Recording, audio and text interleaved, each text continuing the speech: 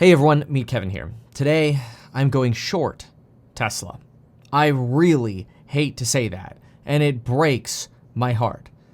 I also feel stabbed in the back, because that might be what you're feeling. You might feel like, wait, Kevin, how could you do that? You love Tesla. And that's true, I do. You know that. But I feel stabbed in the back. And a lot of it doesn't even have to do with Tesla. It has to do with what I think the Federal Reserve is about to do to us. And I don't think people are paying attention to it. In this video, I'm going to explain. It's not good. So hear me out. While I know you might think, oh, this is short-term minded, short-term trade. You're right. It is. It is a short-term trade. You're right. I love Tesla. I love Optimus and the hopium of the long term. But the short term, well, let's just put it this way. Hear this out. First of all, we need to look at inflation. We all know this.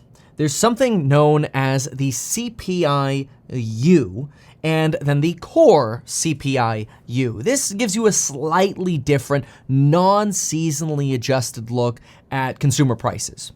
And one of the things that's really fascinating about this particular chart here is look at the rate of decline. From July of 2022, we basically saw CPI-U come straight down, which is fantastic. That's great. Inflation was proving to be transitory. The blip was here and it would go away. However, progress on the decline of CPI-U has faltered. It's substantially slowed. It's one of the reasons Jerome Powell recently has stopped referring to the 3 and 6 month trends, because he's worried that the 12-month trends on inflation are stagnating. And he's not wrong. Now, this is not the core CPI-U measure. The core CPI-U measure gives us a little bit of a different look.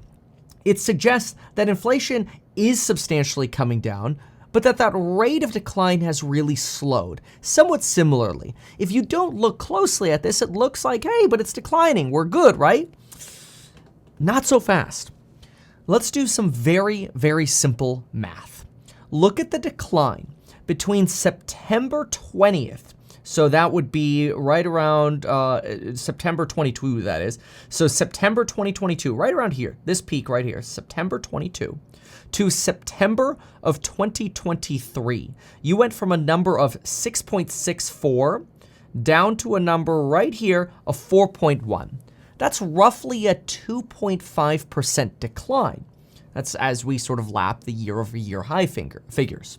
Okay, that works out to a decline of 21 basis points per month.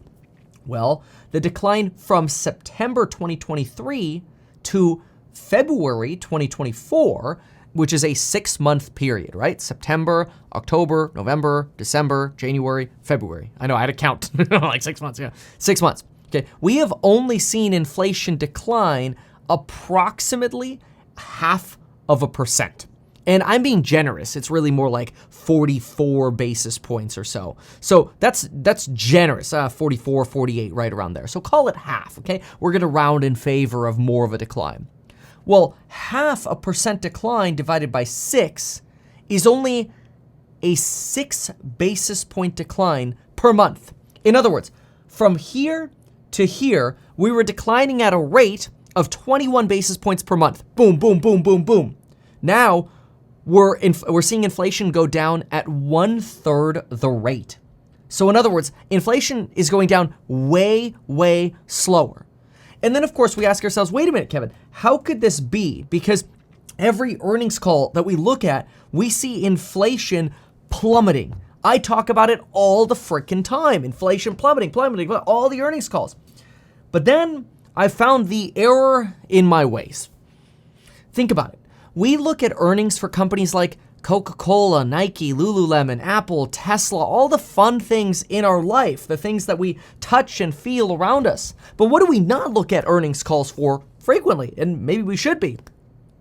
Well, things that relate to structural deflation versus the cyclicals. Now that's a complicated word, but think of this. Cyclical is just stuff that goes up and down with the market cycle, right? So us spending on consumer discretionaries like RuneScape mugs or iPhones or durables like appliances, like washing machines and refrigerators and dishwashers because we have extra money. Those things are really affected by interest rates. Solar panels, batteries for our home, cars, those things are cyclical.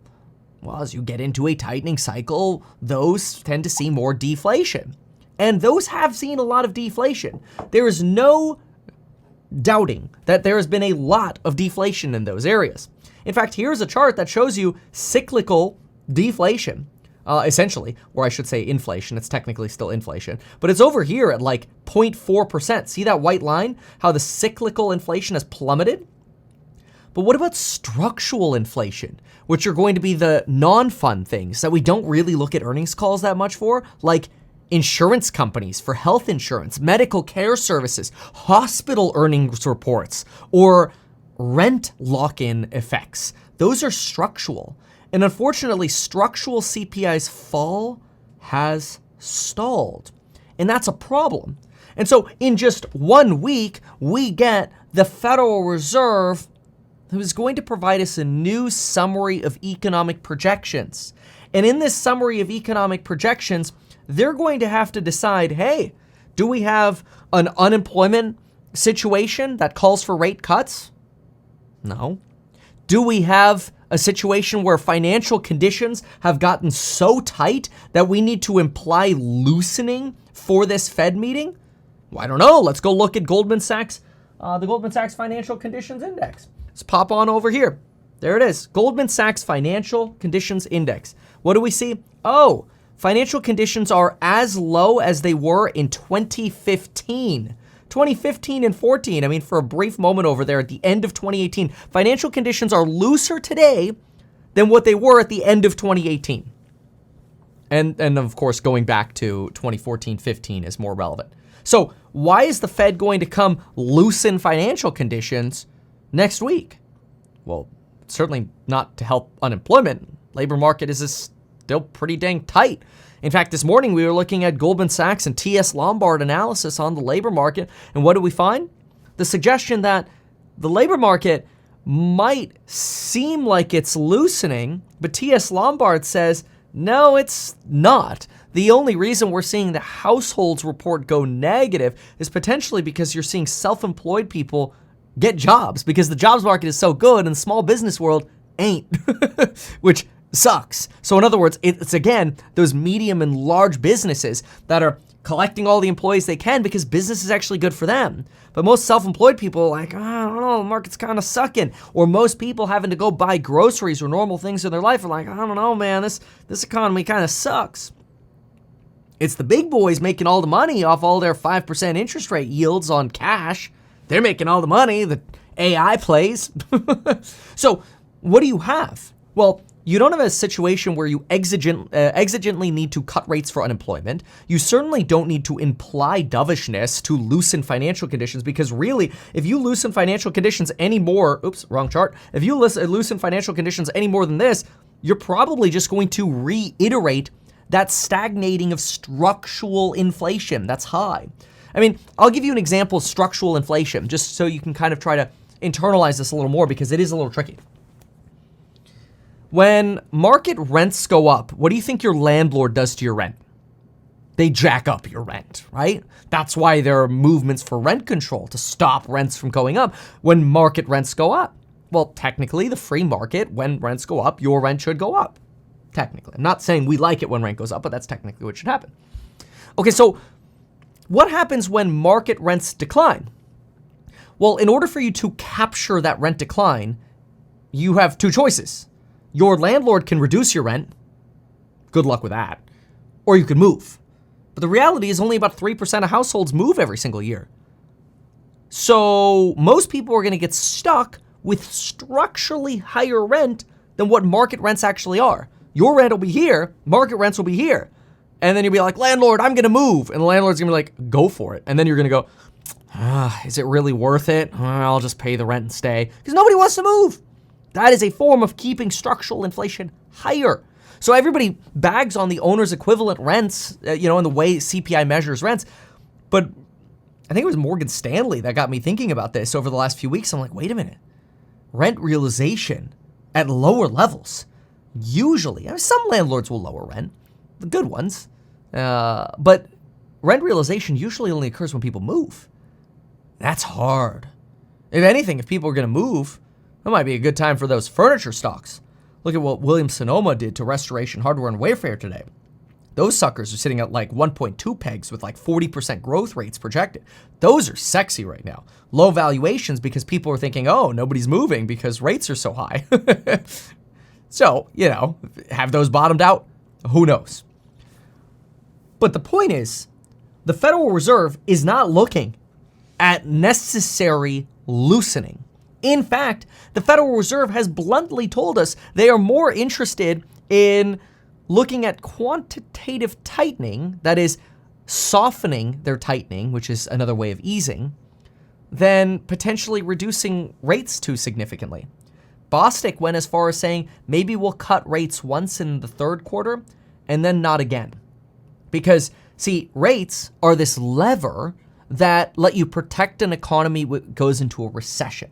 But if there's no recession, why cut rates? In fact, there's an argument to be made that the Fed doesn't even have to cut rates at all this year. In fact, if you look at another source from the Atlanta Fed, which I hate to say it, but the St. Louis Federal Reserve retweeted this Atlanta Fed chart talking about sticky inflation. This was not good. So here's a sticky inflation chart. And if I go over here and I remove the non-sticky, so let's go ahead and reset this chart. There we go. You can see sticky inflation is sitting over here at 4.4, 4.9, 4.8%. It's been stuck there for a while. The rate of decline has slowed, just like we saw in CPI-U, CPI-U core. And it's twice what it used to be for the sticky categories. Insurances, rents, right? The things that are slower to fall, the structural things. Yes, eventually they'll fall. Great, fantastic. Maybe eventually something will break, but doesn't seem like that's near. And when it is, you could always move back into interest rate sensitive stocks, right? The bigger problem that you really want to focus on right now, in my opinion, is this. Let me do this. There we go. Okay. The bigger thing that you want to focus on is this chart. This chart right here is the December summary of economic projections. December. Good old December. You know what December says? December says, oh yeah, rate cuts? Yeah, rate cuts can happen. In fact, in this December summary of economic projections, the Federal Reserve projected that by the end of 2024, we would have rates at 4.6%. And at the end of next year, 3.6, then 2.9 in 2026, then 2.5 in the long term. Now, there are a few things that make me very nervous about this. This is a signaling tool. The Federal Reserve does not need to signal something that is actually going to happen. They use it as a messaging tool. They could totally signal rate hikes in theory, and then if poop hits the fan, turn around and cut. They could always do that. So this is a manipulation. Now, I've gotten a little pissed about the Federal Reserve because I feel like I got lied to. Now, I'm not blaming the Fed. I'm not going to be one of those folks that are going to be like, you know what? I made a mistake. I lost money in Tesla over the last year because the Fed lied to me. No, I made a choice. I have to bear the responsibilities of that choice. That's me. I'm a big boy. I take responsibility. It was my fault. But something that has contributed to my realization that scheisse, the Fed is foolish, is that in 2019, they passed a 4-year monetary framework called Flexible Average Inflation Targeting, nicknamed FATE. I should have known it was bullshit from when I heard that the nickname was FATE, because it's too good to be true. Or maybe, I don't know, whatever. Well, Jay Powell rolled on that last week in Congress, suggesting, yeah, we only did that to try to increase inflation expectations because we were running below target. Now we're running above target, so we don't really need flexible average inflation targeting anymore. Oh, fantastic. Thanks, J-Pow. That's because back then we were sitting at 1.7, 1.8 on the 5-year break-even inflation rate. Now we're sitting at 2.42. We got to bring that sucker down because we're anchoring too high. So the Fed needs to hawk more. How do you think they're going to hawk, folks? I'll tell you exactly how they're going to hawk. They're going to use this messaging tool. And they have 2 of these tools coming up, okay? Look, they get to hawk in March. Then they're going to pause in May. So that you hawk right here, see what happens, and then wait and see. Then pause, and then what happens? June comes around, you get another hawk opportunity. Why? Because this is an SEP meeting, and this is an SEP meeting. This is not an SEP meeting. And then that would make sense if we have a rate cut. Maybe you cut in July. You've got 4 meetings, then to cut rates if you really wanted to. But I don't think this March summary of economic projections is going to be beautiful. Why? Well, because the first thing that they're going to have to do is they're probably going to have to raise their core PCE targets based on movements and like the stickiness that we've seen. That's not great. But in addition to that, see this Fed funds rate over here at the bottom? That is what I'm going to pay attention to as subject to the most amount of change. That makes me nervous. Why does it make me nervous? Well, because the Fed is very simply going to look at this chart right here. This is the Nick T shared on ehack.com. 6 and 3 month charts rising again for PCE. Core Consumer Price Index. Oh, this is actually CPI. Nick T tweets both of these charts, PCE and CPI versions. But anyway, we see that resurgence in the 3 and 6. It'll move the 12. And that, in my opinion, will necessitate Jerome Powell and the board coming in here and hawking this number. I'm going to give you my projections. That number is not going to be 4.6. It's certainly not going to go down. There's no way it goes down. There's no way they price in more cuts, in my opinion. I could be wrong. I'm just a human. I make mistakes too. But I just want to be honest with my audience and everybody that follows me. You don't have to listen to me. I'm not your personal financial advisor. You know that. I just try to share my perspective with you. I think I'm really good at real estate. I think I'm good at identifying potential issues, how to trade around them. That's a lot harder. And ultimately, how to trade around them, I think, is up to everybody else. But remember back in January of 2022, everybody thought I was crazy for selling, and that was the right move. Again, I didn't trade around it perfectly, but it was the right move. I was saying, hey, I think you should go to cash because what'll happen is as everything gets cheaper, your cash will actually gain value. And everybody's like, that's stupid. Why would you want to go to cash in an inflation environment? I'm like, because your cash will be more valuable because everything else is going down in value, right? Asset prices. Depends what you're buying. If you're buying groceries, cash was trash. If you're buying stocks, cash was gold. So it's all relative. But anyway, Federal Reserve rate, I think this is going up. I think we're going to go from 4.6 to 4.8, maybe honestly even 5.0. But I'm just going to be generous here. I think they give us a slight bump here. You go 4.8. That basically takes us from 3 cuts is going to become 2 cuts. And that's going to be a maybe. They might even in May drop that to 1 cut, depending on how the economy functions, right? So we can even look at another one just to kind of see how things are going right now. Go to the Atlanta Fed real GDP now. GDP now sitting at 2.5%, so we're definitely above trend. And if we look at, this is the current projection right here. Next projection comes out tomorrow, but we're up here at 2.5%, still above the blue chip consensus. Anyway, okay, so now we're gonna jump in right here. And it's not just this year that matters, folks. What else is it? Well, I think next year, that 3.6, they're going to have a 4 handle on this. Possibly, honestly, a 4.1. That means we're going to have high rates above 4% for the next 18 months. And that's just this projection. It could get even worse. This right here, this 2.9 handle, that's probably going to be like a 3.5. I don't, and mostly because I think they're going to come up here and this change in GDP, they're going to kill this 1.4. They're going to make this like, well, probably 1.9, honestly, is probably what they'll go with. And I wouldn't be surprised if they add 4 to 5 basis points on all of these as well. And you're something like this. So hotter economy for longer. Again, a recession can destroy all of this. but you protect from the scenario of a recession by having more latitude to cut rates. One of the problems with being at the effective lower bound, they call it the ELB, is you can't cut rates anymore. You have to go to negative rates, and that's a problem. Being at 5% is like glorious. It's a ballast. It's a tool to protect the Federal Reserve if things actually break, but things actually are not breaking right now. Now, I know people are like, but Kevin, consumer debts are so high. Come on, man. Come on. Like, you have to look at these charts. You can't keep lying to yourself. Look at this. Household debt service payments as a percentage of personal disposable income.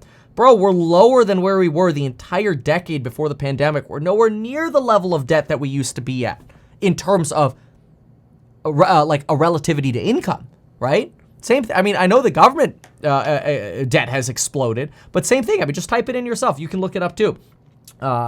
Government interest payments percent of GDP. It's skyrocketed. Don't get me wrong. Interest as a percentage of GDP, it's skyrocketed. It's high.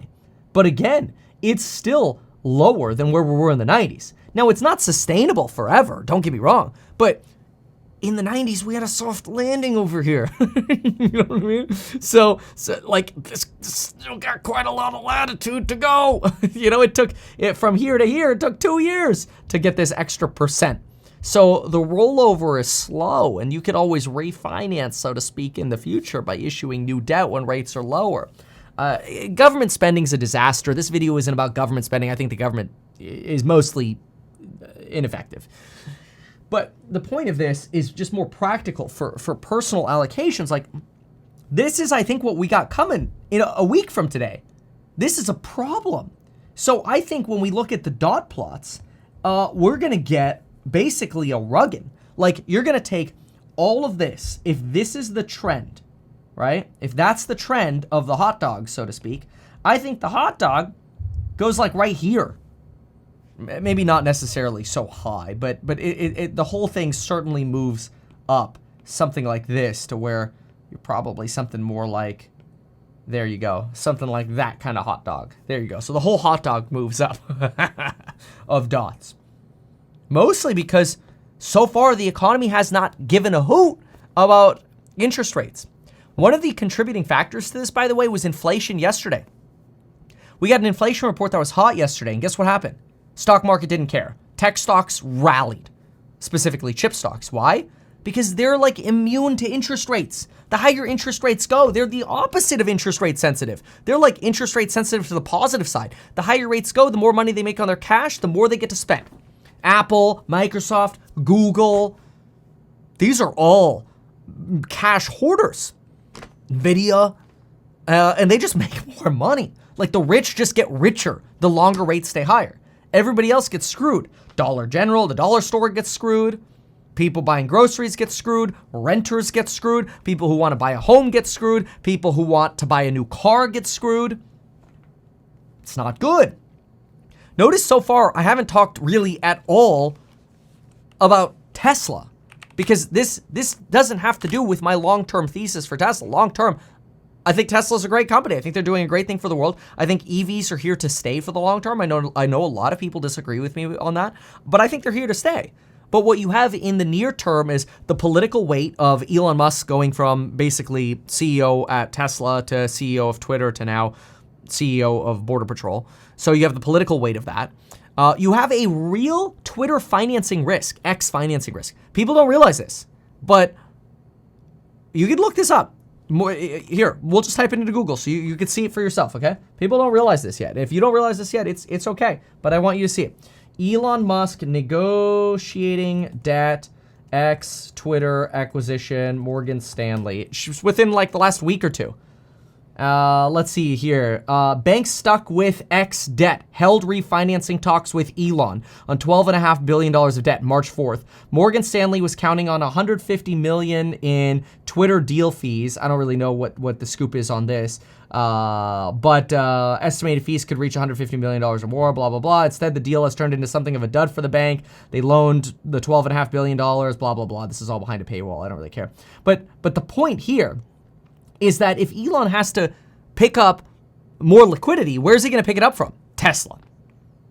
So you have a liquidity risk, And then you also have the stock comp plan risk. Like, what's the board going to do? Robin on the board just sold like $16 million of Tesla shares. Then you have the risk of lower margins. And a lot of people, like even the Fed's beige book, they're like, oh, we're not really seeing an impact from the disruption in the Red Sea. Well, guess who does get impacted by the Red Sea? Like literally everything has just been designed to take Tesla and ream it. Tesla gets affected by the Red Sea because their shipments from China have to go and the South China Sea have to go through the Red Sea to get up to the German Gigafactory. Well, now they got to go all the way around. It takes 30% longer, double the cost for freight. Great. On top of that, you're getting more incentives on America, 5K supercharging miles, Cybertruck shareholder incentives. That's not a gift. That's to try to finally motivate some more people to spend $100,000 on a truck you know is going to be worth like 70 or 60 a year from now. And so now, this doesn't even have to do with the Wells Fargo, downgrade. Who cares? All the analysts, they just downgrade whichever way the stock is going. So I don't really care about that. But there is a real risk of Wall Street still has not updated, still today has not updated the consensus estimate because it takes long for these analysts all to come in with a new update. They still haven't updated EPS projections. You're still sitting at $3. Okay, well, that's based on 490,000 deliveries in Q1. Troy Tesla thinks we're going to come in like 410,000. If we come in at 420, we're still negative year over year. What if we're negative next year as well? Well, I don't know. It's all speculation. But the whole point is that between now and the end of next year, the tailwind of rates coming down probably isn't going to happen as quickly as we thought. And it's entirely possible that maybe all of a sudden rates come down quicker than we thought. And you know what? Then I'll be right back to buying. And if I have to buy at $200 because, you sold some in the 170s or whatever, oh well, so be it. It is worth not getting screwed with this sucker going down. I hate to say it, but we are right now under the 175-ish, 176 fib. You know where the next stop is on this sucker, right? It's not good. You can pray that the next stop is over here at like the 148. But that's not the best trend line, okay? I got like 3 or 4 points of data over here and they're not even that clean. So that's a weak trend line. You know what is a strong support? 101. You know how many margin calls are going to happen between now and then? I think the Fed, basically think of Tesla as like this dirty, coffee-stained napkin, okay? Like it has a lot of potential. I could unfold it. I could go, I could do a lot of things with this. I could make a paper mache, I could do a little robot or batteries or maybe a semi-truck or whatever. But what are we going to do in the meantime with this? Well, we're going to go in over here and go, Red Sea. Oh, interest rates. NEM3 and solar. What else? Elon politics. Twitter financing. Lawsuits around the comp plan. Board selling. No guidance. Okay. What about margin? Okay. Look, FSD 12, by the way, I got the latest updates. Better. Finally, like I think of it as net better, but are people going to pay $12K for it?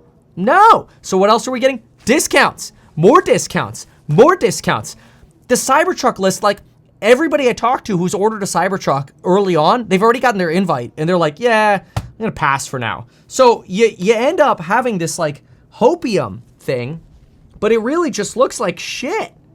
And again, I'm not trying to be emotional here. I'm just saying, I think it's unfortunate the situation Tesla is in.